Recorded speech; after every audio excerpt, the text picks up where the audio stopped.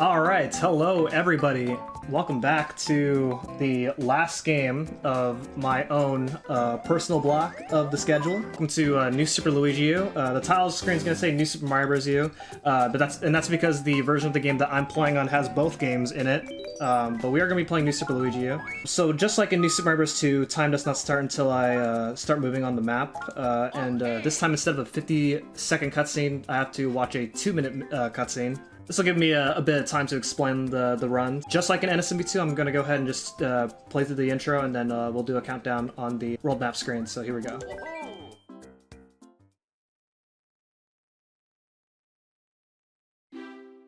Alright, so yeah, this is New Super Mario Bros. U, or New Super Luigi U. It originally came out as a DLC for New Super Mario Bros. U back in July of 2012, and then 1 month later, a actual game of the game came out.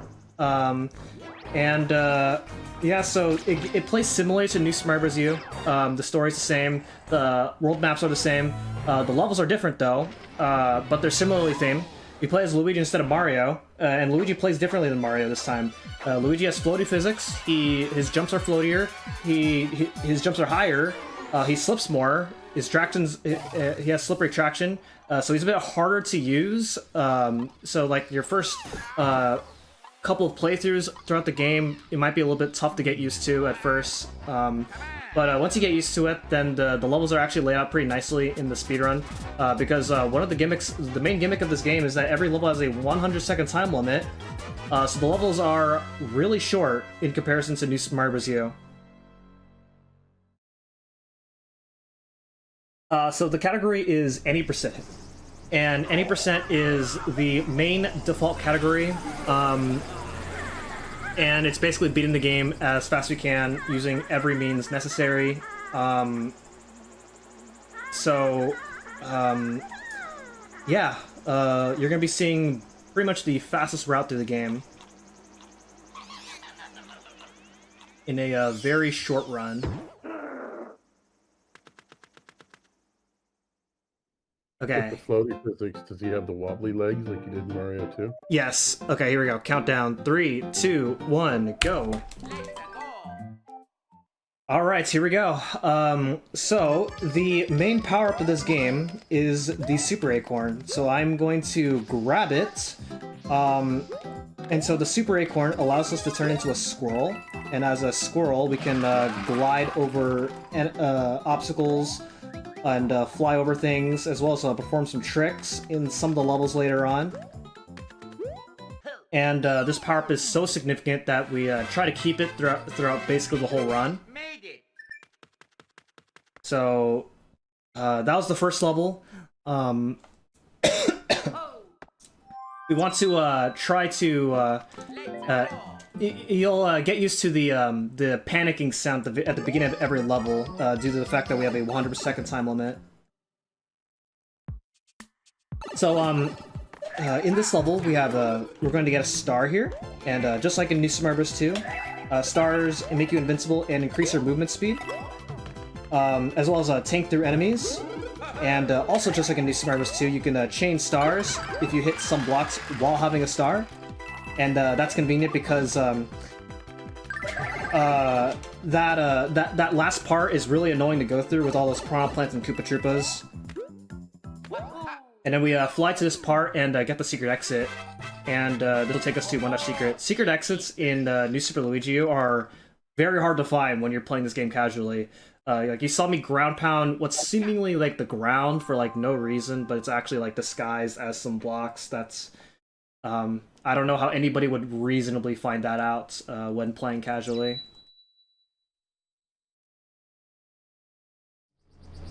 So this will be the first level where we're going to start using Nabbit. And so Nabbit is a character introduced to this game. He doesn't die.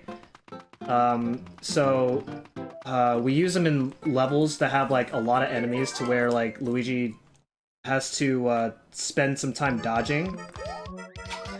And so because he does not die, one of the most common questions is it faster to just use Nabbit for every single level? And the answer is no.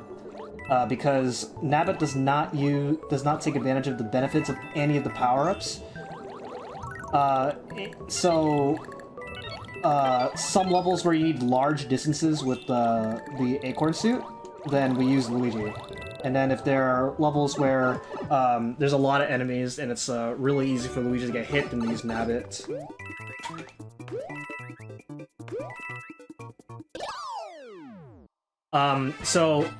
Unlike in New Super Mario Bros. 2, where you need to grab the flagpole very specifically, this time I can grab the flagpole wherever I want, but I am also turning backwards on the flagpoles in order to save the turning animation on the flagpoles, and it saves a few frames for each level.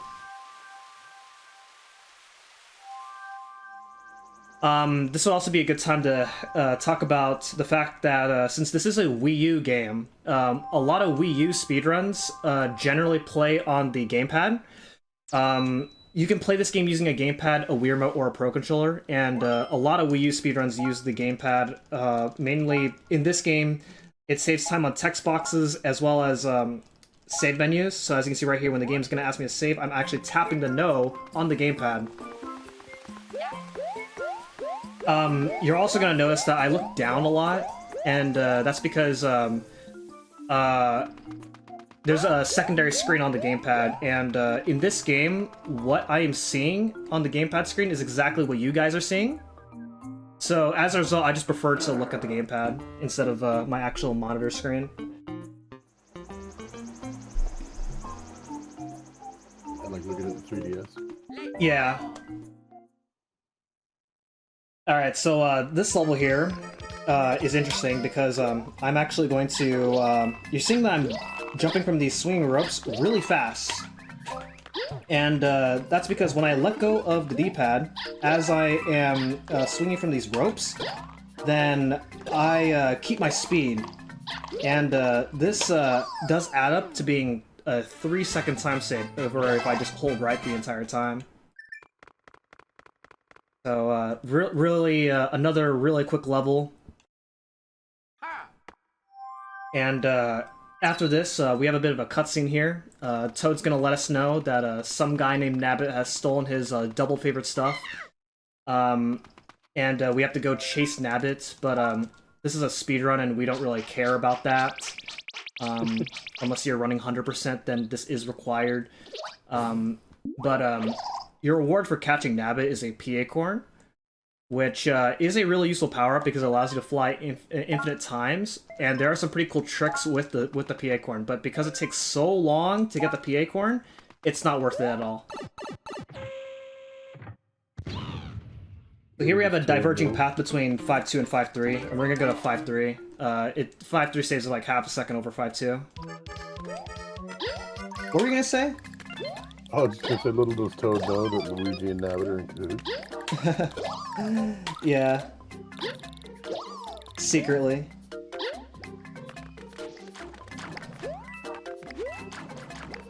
Yeah, normally this level is pretty tough if you're doing this level as Luigi, because these brambles are really annoying to deal with. But obviously with Nabbit you can just go through these brambles.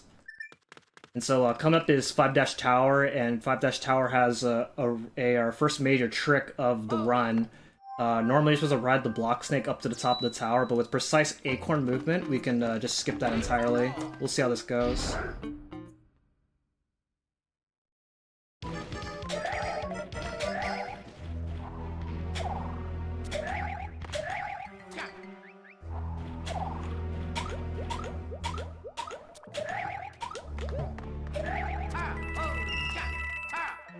And I got it. So that is definitely not as easy as I made that look. Those spins that I did towards the end have to be timed very specifically. And if I messed up, then I would have died, and then I would have to ride the whole thing. So it would have been a really huge time loss if I failed, so I'm really glad that that went well. Definitely one of the hardest tricks in the run, and it's very early. Yeah, I'm a winner. So that was Boom Boom defeated. That's the only Boom Boom fight of this run. Really easy, you just jump on him 3 times. And that's pretty much it. Now we're about to watch a cutscene where the castle's gonna start gradually looking evil looking.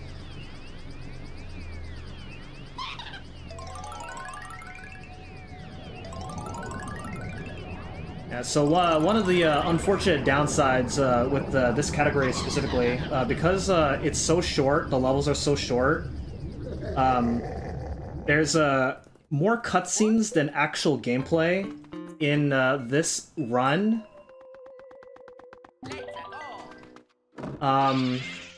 So, you know, it's a little bit unfortunate in that sense.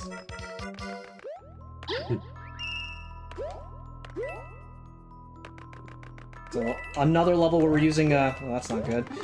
If I timed that jump well enough, then I would have gotten that, hold on. Okay. I would have hit that star block at the very peak of my jump, but I did not time that correctly, but that's okay. So that star allowed that really large jump that I made much easier. It is possible to make that jump without the star, but it's much easier with the star, and also having the star saves time. It saves 1 second, usually, if I didn't make that mistake earlier. Yeah. So that secret exit's gonna take us to 5-secret, which will then take us straight to World 7. So, yeah, we're already skipping quite a lot of the game right now, as you would expect in an any percent run in a Mario game.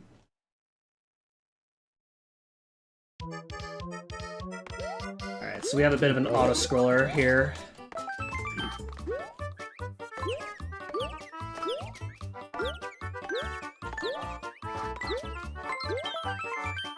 So I'm using Nabbit in this auto-scroller because another thing that's worth talking about with Nabbit is that Nabbit actually has a faster flagpole animation than Luigi. So while they both take the same amount of time to do this level, Nabbit's faster flagpole animation ends up being faster. So it's just it's worth more using Nabbit in this level.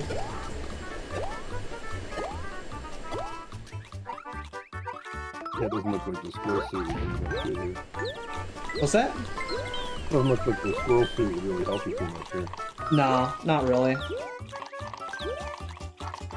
I mean, it does make some platforming in this level easier, but even then, like, you could just, you know, platform better.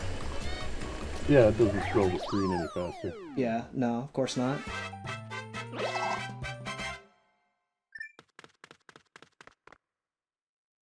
Alright, so now we're going to World 7, and World 7 is, unfortunately, a make-or-break point of the run, as one of the levels coming up has a major RNG section, and we'll talk about that when we get there.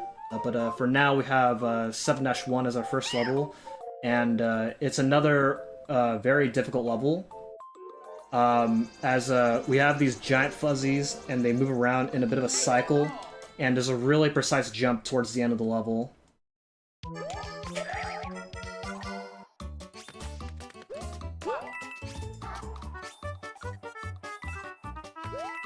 It is faster to use Nabbit in this level by 1 second, but it is much harder, and I'm more likely to die as Nabbit if I mess up. Okay, nice. That's the jump right there. You have a few frames to make that, because when you run on ice, Luigi has this slipping animation, which is really easy to eat your inputs during while Luigi is slipping on ice. So that jump is really hard, is much harder than I made that look.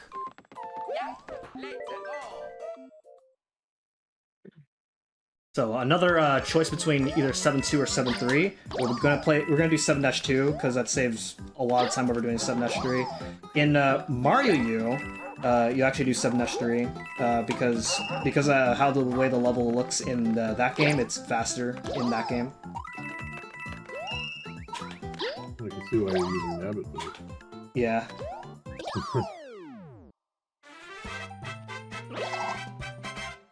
Even as Luigi, it's actually still really easy because you can just fly over everything. But again, Nabbit has a faster flagpole animation. Okay, so Seven Ash Tower is another really difficult, is a pretty difficult level. Really easy to get hit. I really don't want to get hit, as I will lose a lot of time in the boss fight here in the tower level. So we'll see. Precise fly up on that dry bones. Get up here. I still have my acorn, and we have 2 fire bros that I have to worry about here. They have semi-random patterns with their attacks, but I can just simply avoid them like this and not have to worry about that at all. I have no chance of losing my acorn.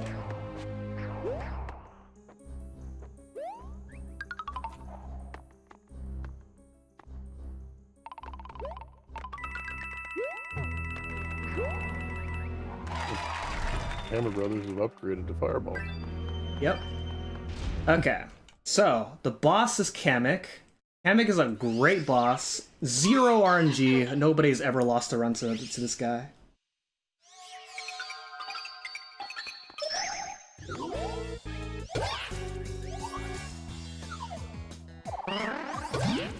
Ooh, that was close. Okay, there we go. Very nice. All right. So I was joking. That is purely RNG. You pretty much have to pick a side and then hope that Kamek spawns in the side that you pick. So it's pretty much a coin flip in this fight, whether you get a fast fight or not. And you know, unfortunately, with how short this category is, this can be a make or break when trying to go for a really good time in this run.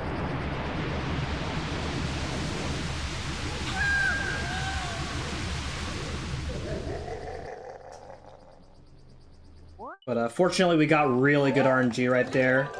Now we're going to the Ghost House. So we're gonna get the secret exit here, and the secret exit allows us to skip a lot of World 7, which is good because the normal path of World 7 goes through another RNG section, and we don't want to have to add more RNG than we need to. The most hated word. Series of letters, I suppose.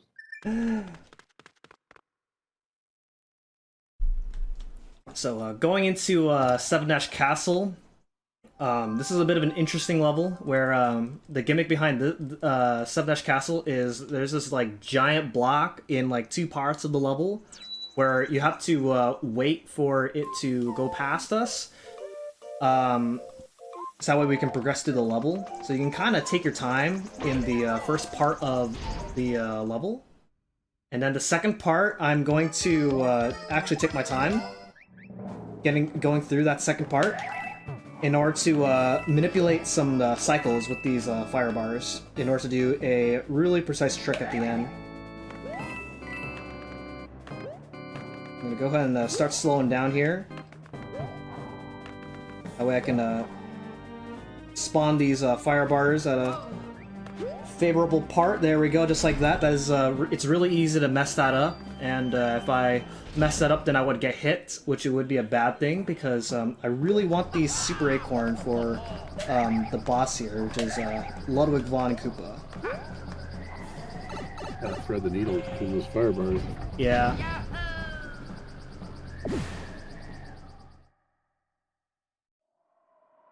Okay, so Ludwig usually has an attack phase where normally he clones himself from the top, and you have to guess which one's the real Ludwig, but with the Super Acorn, I can just fly up, hit him, and skip that attack phase entirely.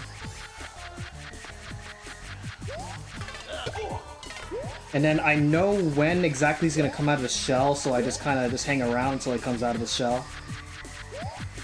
And then skip even more of his attacks, and there we go. Seven Ash Castle completed. And coming up is an intermission between World 7 and 8, where we have Seven Ash Airship. And so Seven Ash Airship is usually an auto-scroller, but, well, the first part is usually an auto-scroller, but I'm going to be doing precise flying in order to skip the auto-scroller. As soon as you mentioned airship, I could hear the music from Mario 3. Well, you're gonna hear it here.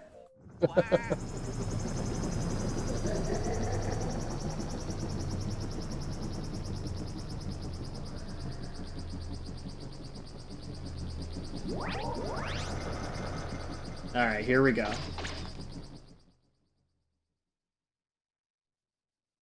Whoa.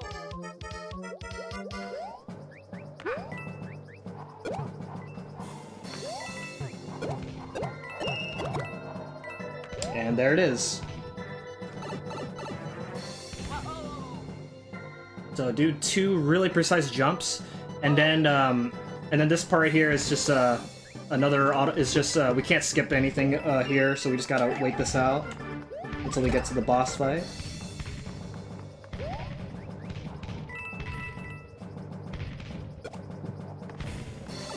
Okay, so the boss is Bowser Jr., and we'll see how this goes, and then I'll try and talk about it afterwards.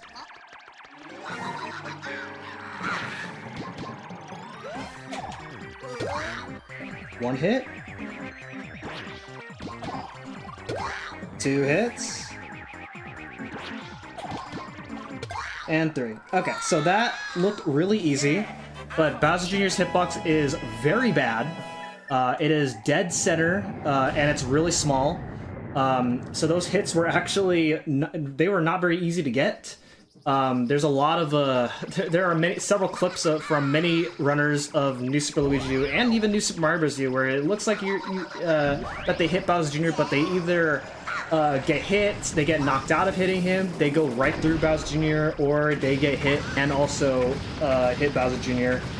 So that fight can be very disastrous if it goes wrong.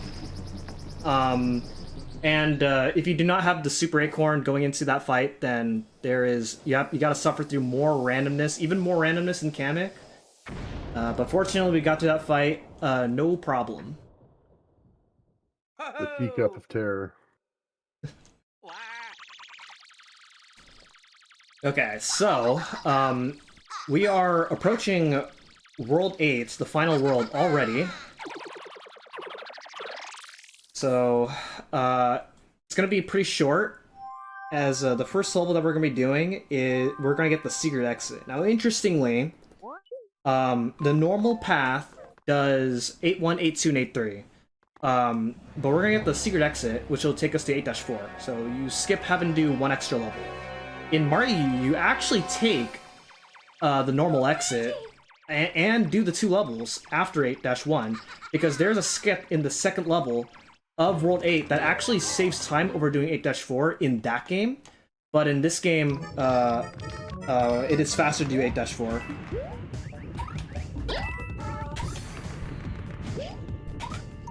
So this level has raining fireballs, and they fall randomly, which can be a problem because I gotta wait right here for a fireball. Okay, that is not very good RNG, so I just lost a second over the best RNG. So yeah, you can wait a random amount of time, and you usually gotta wait either an extra second or two, like an extra second, if you get a bad pattern, which is the case right here. So not too bad, but yeah, again, it's one of those instances where it can be a make or break point of the run if you're trying to go for a really good time. Hopefully you can make it up somewhere else if you get better RNG. Alright, so coming up is 8-4, and this one's another technical level. There is raining fireballs here, but they don't fall randomly this time. Alright, so this cycle right here, in order to do this level optimally, it's very specific, as you cannot go too fast or too slow. If you go too fast, then you're either going to hit a fireball, or those disappearing blocks will not spawn at a point that you want. So it's very specific.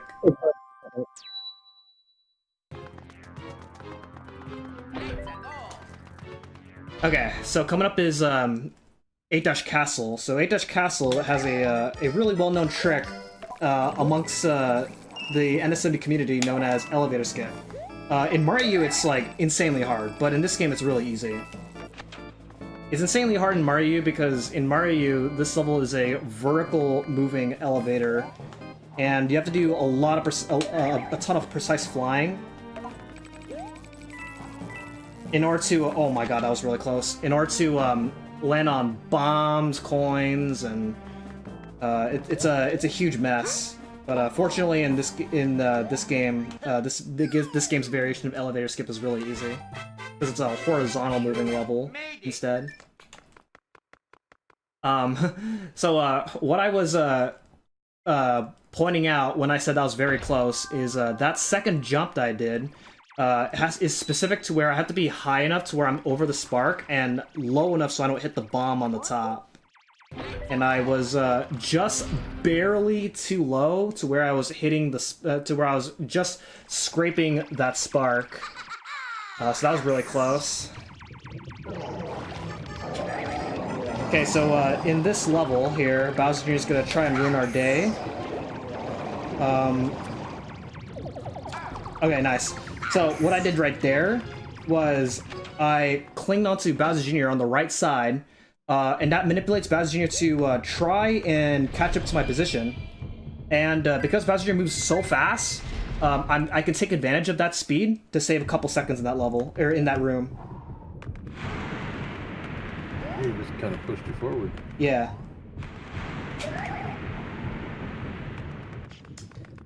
Okay, Bowser, here we go. Oh my gosh, I did it! So, because Luigi's physics in this game, he jumps so high that just a normal jump just jumps over him. Because, like, I'd say, I mentioned earlier that this game is generally a hard game, but the bosses, because Luigi jumps much higher than Mario, the bosses generally are easier in this game than in Mario U.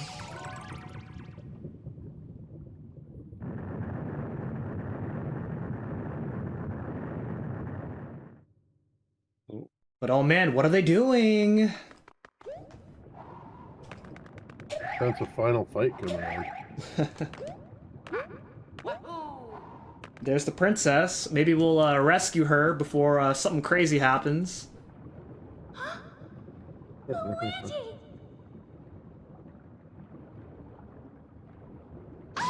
Oh man.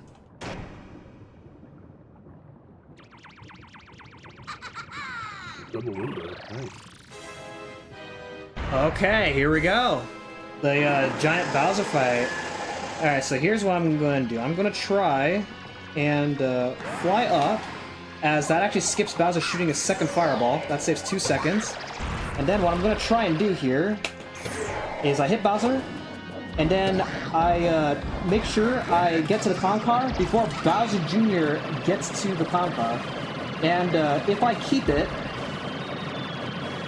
then I can have the clown car when Bowser gets up, like this, and then hit him right away, and that skips a bunch of attack phases. And I'm going to do it again here for the third time, and this saves a lot of time, and this makes this fight go by really quickly, so fast that I don't even have time to explain the entire fight. Time. 26:16. Amazing time. All right. That's looking at the schedule though, I'm sure there's another 26 minutes left of this run. Oh man. Yeah, really happy with this run. I didn't make any major mistakes, so that's really good. I'd say out of the 3 runs, this is definitely the one that I was most proud of. And with that, that does conclude my own personal block of the schedule. I hope everybody enjoyed all 3 of my runs. Had a lot of fun. It was nice being able to play 3 of my favorite speed games. Thank you to, how do I say your name? Ander? Andar? Oh, no problem, man. Thanks for having me. It was awesome to watch. Thank you for hanging out. As much as running for 3 hours straight is fun, definitely can get very exhausting. So I'm glad I had you there to kind of back me up at times. Yeah, man, I am tired out. That was rough, but I did it. I think you have another run on the schedule, right? Yeah, 11:40 tonight. So Yeah, I'm gonna take a so nap because I'm old. yeah, so if you enjoyed us giving the insights on these runs, you know, be sure to look forward to that later on the schedule. You know, if you thought that my own block was pretty intense, we have another intense run coming up on the schedule, which is the first 3 Zelda games all back to back coming up next. So That's gonna be great. yeah, everybody be sure to look out for that. I don't have much more else to say. If you enjoyed what you see and you'd like to know more, I stream the new Super Mario Bros. Games very often, as well as the Zelda series. I'm a Mario and Zelda speedrunner on twitch.tv/mchanted38. And I'm also a Let's Player on YouTube, youtube.com/itsmchanted38 for variety content. So if you like what you see and you enjoyed my my runs, then be sure to check me out on those 2 channels. And yeah, with that, I don't have much more else to say. Thank you guys so much for watching, and enjoy the rest of the marathon.